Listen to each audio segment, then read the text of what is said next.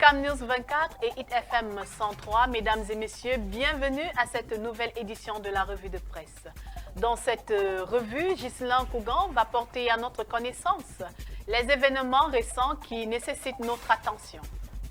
Challenge Hebdo à la une, Ferdinand Gongo, les conclusions d'un conclave. Le ministre d'État, secrétaire général de la présidence de la République, vient de boucler la série de concertations engagées sur haute instruction du président de la République en prélude de la prochaine élection présidentielle. Page 3 de Challenge Hebdo. Barrage hydroélectrique de Kiko, la mise en service de l'ouvrage de 500 MW est prévue en 2033. Page 6 de Challenge Hebdo. Préservation du patrimoine routier, les cimenteries sommet de respecter les charges à l'essieu pour la pérennité des infrastructures routières. Ils ont été appelés à respecter la loi, page 7 de Challenge Hebdo. Industrie avicole, une géante ferme de 6 milliards de francs CFA inaugurée dans la région de l'Ouest Cameroun. Le nouveau complexe agro-industriel est doté d'une capacité de 75 000 œufs par jour. On parle là de la production. Le hebdomadaire Dikalo à la une, Jacques Famdongo, le RDPC n'a pas besoin d'un congrès pour désigner son candidat. Pour le secrétaire à la communication du comité central du parti au pouvoir, les textes de cette formation politique sont clairs. La candidature de Paul Biya à la prochaine élection présidentielle ne souffre d'aucun doute. Pages 2 et 3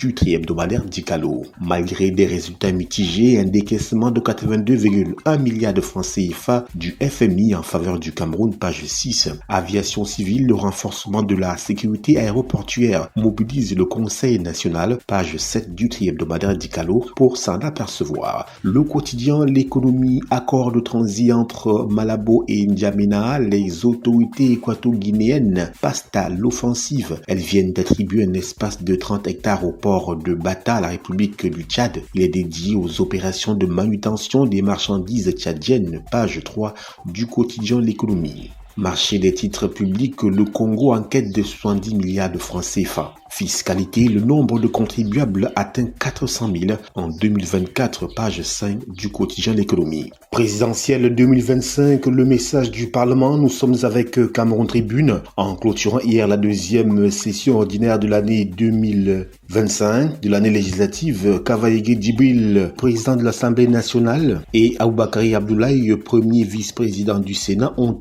exhorté les élus à œuvrer plus que jamais à la préservation des valeurs de paix et d'unité nationale, essentielles à la stabilité du pays et à son développement en cette période électorale. Ils ont également demandé aux parlementaires d'intensifier la sensibilisation des populations pour une participation massive et responsable au scrutin d'octobre prochain, pages 6 et 7 de Cameroun Tribune. Le quotidien Le Jour à la une, impôts, déclaration des revenus des particuliers, l'urgence, les précisions d'Emeline Vogo, épouse Biyina, chef de centre régional des impôts du centre 1, sont à lire dans les colonnes du quotidien Le Jour. Toujours avec Le Jour, Ferdinand Nana Payon, parole officielle dédoublée, communication en crise au Cameroun, analyse d'une dissonance majeure de communication à l'aube de la présidentielle 2025 à la page 5 du quotidien Le Jour. Coupe du Cameroun, des premières surprises des 16e des finales sont à lire à la page 11 du quotidien Le Jour. Mutation à la une, déclaration annuelle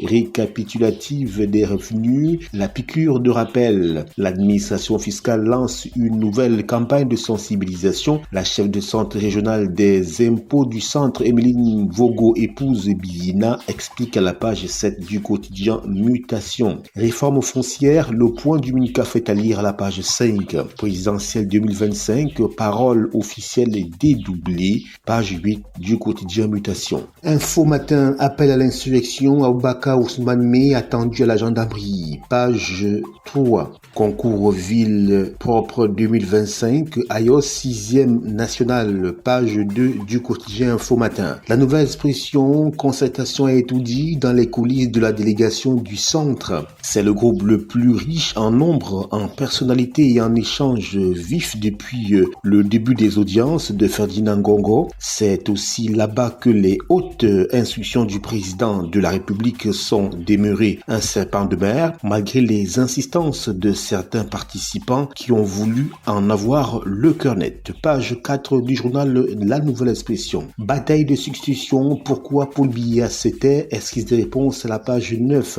Débat d'orientation budgétaire, Paul Motazé au front à la page 3. Tribalisme, gestion du pays, Monseigneur Dieudonné Ouachio rompt le silence à la page 18. Secteur pétrolier, comprendre la pénurie de pétrole lampant, page 2 du journal La Nouvelle Expression. Le quotidien Émergence, division, le RDPC en rang dispersé à l'approche de la présidentielle. Imbroglio, rivalité, déchirure, rien n'épargne la formation politique de Paul Biya alors que tous ou presque sauf lui ont déjà confirmé sa candidature. Page 5 du quotidien Émergence. Marois, 10 ans après l'attentat de Boko Haram, le calvaire des victimes oubliées, elle lance un cri de désespoir aux autorités. Page 9 du quotidien Émergence. Présidentielle, Cavalier Djibril s'accroche à la paix. Yaoundé, fin de parcours pour un gang de malfrats. Konya 2025, les bases d'une stratégie nationale pour l'intelligence artificielle. L'info à chaud à la une après son élection comme président de la République en octobre prochain, ce que prévoit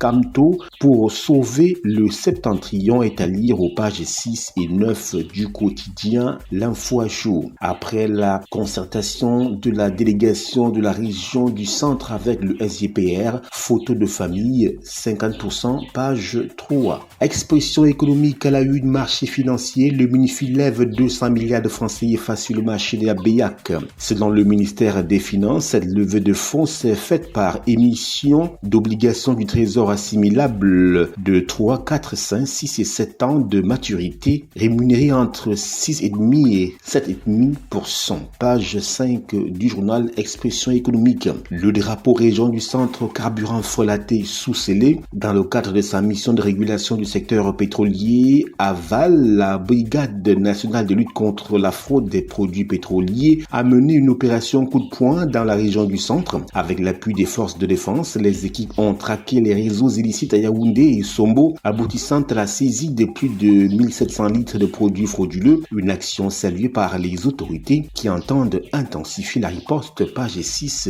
du journal Le Drapeau. Le Témoin à la une, pénurie de pétrole lampant, le noir de trop imposé aux ménages. Le Financier d'Afrique à la une, débat d'orientation budgétaire, les 24 recommandations des députés au gouvernement sont à lire dans les colonnes de ce journal. Commerce extérieur, le Conseil des chargeurs centrafricains renouvelle son partenariat avec le port autonome de Douala. Cybercriminalité, Afriland First Bank démonte une arnaque en ligne. Page 3 du journal Le Financier d'Afrique. C'est ici que nous mettons un terme à cette revue de presse. Emeline Doudou Amadou, c'est à vous. Merci encore Ghislain pour ce briefing sur l'actualité et nous espérons que vous qui nous regardiez depuis la maison avez été suffisamment informés sur ces événements.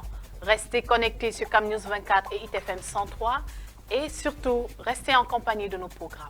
Au revoir.